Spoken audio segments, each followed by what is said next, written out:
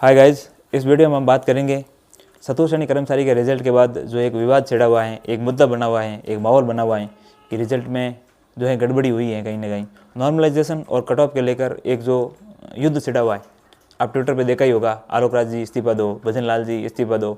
अब सबको इस्तीफा ही दिलवा देंगे तो फिर कौन क्या करेगा। क्योंकि आलोक राज जी ने भी कहा है जब रिजल्ट आता है तो दो पक्ष हो जाते हैं, एक सिलेक्शन वाला, एक सिलेक्शन नहीं होने वाला, फेल होने वाला। तो उनकी भी अपनी पीड़ा है, वो जायज़ है। और इतने बड़े लेवल पे जब एग्ज़ाम होता है, नॉर्मलाइजेशन होता है, नॉर्मलाइजेशन जिस भर्ती प्रक्रिया में लागू होता है, मैं एक बात बताऊंगा आपको कि वहाँ जो है कट ऑफ का कोई अनुमान नहीं लगा सकते। ये सिर्फ कहने की बातें होती हैं। यूट्यूब वाले जो हैं जानबूझ के कम कट ऑफ बता के अपने व्यू बढ़ाने के लिए, ये आप भी अच्छी तरीके से जानते हो। और जो मार्केट में आता है या जिसकी डिमांड रहती है, लोग वो सप्लाई ज़रूर करेंगे। अब हम भी हैं, कट ऑफ पे वीडियो डाल दिया सबसे कम नंबर बना के, बताएं लोग ज़्यादा से ज़्यादा देखेंगे। लोग ये सोचते हैं किस कट ऑफ में मेरा हो रहा है, बस उसी चक्कर में लगे हुए हैं, लेकिन ये नहीं सोचते हैं कि बोर्ड की कट ऑफ क्या जाएगी, रियलिटी क्या है। जब परसों जब रिजल्ट आने वाला था उससे पहले आपने देखा होगा लोग आलोक राज जी के पीछे पड़ गए कि आप एक कट ऑफ बताओ। उन्होंने 4 ऑप्शन दे के लास्ट वाला के ये इशारा भी किया था कि मैं डी बोलूँगा, तुम लोग मानोगे क्या। लेकिन सच में यही हुआ कि डी वाला ही एक तरीके से सही हुआ। और लोग मेहनत कर रहे हैं, दिन भर लाइब्रेरी में बैठे पढ़ रहे हैं। और जो लोग जिनका सिलेक्शन नहीं हुआ है, मैं उनसे एक सवाल पूछूंगा कि क्या आपने कभी 4th ग्रेड के लिए एक दिन भी किताब खोली थी। सिलेक्शन में ऐसे बहुत से लोग होंगे जिन्होंने मेहनत खूब की, फिर भी नंबर कम हो गए और सिलेक्शन नहीं हुआ है। अब बहुत से लोग कहेंगे आपका तो सिलेक्शन हो गया इसलिए आप ज्ञान दे रहे हो, या ये चीज़ें वो चीज़ें। मेरा पटवारी में नहीं हुआ है, तो एक सिलेक्टेड बंदे ने या मेरे एक अजीज जो खास शुभचिंतक मैं जैसे कह सकता हूँ, हमेशा सही राह दिखाने वाले बंदे ने एक बात बोली थी कि आपका 247 नंबर आ रहे हैं, आपके 250 कट ऑफ गई है, मतलब 3 नंबर और आप ला सकते थे, 2 क्वेश्चन और सही करते थे। क्या 2 क्वेश्चन और सही करने के लिए और मेहनत की ज़रूरत नहीं थी? क्या आपकी मेहनत में कमी नहीं है? आप सिस्टम को दोष दे रहे हो या बहुत सारी चीज़ें बोलते हो। तो ये मैं कहीं ना कहीं मानता हूँ। और मेरे भी फर्स्ट शिफ्ट में थी, 8-9 नंबर कम हुए मेरे, 168 से मैं 159 पे आ गया हूँ। तो मेरा कम होने के बाद भी सिलेक्शन हो गया क्योंकि नंबर पहले से ही अच्छे थे। तो दुख तो मुझे भी है कि भाई मेरे नंबर कम हो गए, और अगर नंबर कम नहीं होते तो मैं भी ऊपर जाता। और यानी कि सचिवालय किसको नहीं चाहिए।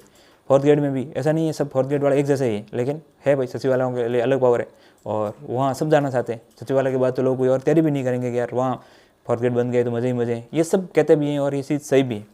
तो अब जो नॉर्मलाइजेशन को लेकर और कट ऑफ को लेकर माहौल बन रहा है, आप खुद एक बार इस चीज़ के बारे में आप ज़रूर सोचिएगा। बहुत से मैंने ऐसे लोग देखे हैं, जब तैयारी के दौरान भी मैं बात करता था तो कहते थे 4th ग्रेड के लिए भी पढ़ना पड़ेगा क्या। अब 4th ग्रेड के लिए पढ़ेंगे तो RS के लिए क्या करें। जो बंदे किताब तक नहीं खोलते हैं, ये बोल के 4th ग्रेड तो हम ऐसे ही निकाल देंगे। तो 4th ग्रेड के एग्ज़ाम ये साबित कर दिया है, आज कोई एग्ज़ाम ऐसा नहीं है जो आप बिना पढ़ के निकाल सकते हो। तो ये आपके लिए एक तरीके से मैसेज समझो, या इसको कुछ भी कह सकते हो। सच्ची बातें हमेशा कड़वी लगती हैं। मैं हमेशा और डॉक्टर गणपत सिंह जी राजपुरोहित को फॉलो करता हूँ, और उनकी जो कड़वी बातें हैं सच में सही होती हैं। थोड़ी कड़वी तो लगती हैं लेकिन वो बात होती है। उन्होंने भी यही बोला, आपने कल उनका एक जो मैसेज आया था उसमें मैंने भी ये बात वहीं से ली है, लेकिन ये सच भी है। और आप खुद एक बार एनालिसिस करना कि इस एग्ज़ाम के लिए आपने कितना पोटेंशियल दिया था, उसके अकॉर्डिंग आपका रिजल्ट आया कि नहीं आया।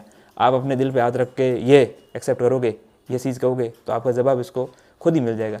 कहीं सिस्टम को दोष देने की ज़रूरत नहीं है, किसी को इस्तीफा दिलवाने की ज़रूरत नहीं है। खुद एक दिन अपने ऊपर एनालिसिस कर लेना, फिर आगे बहुत बड़ी भर्तियाँ आ रही है।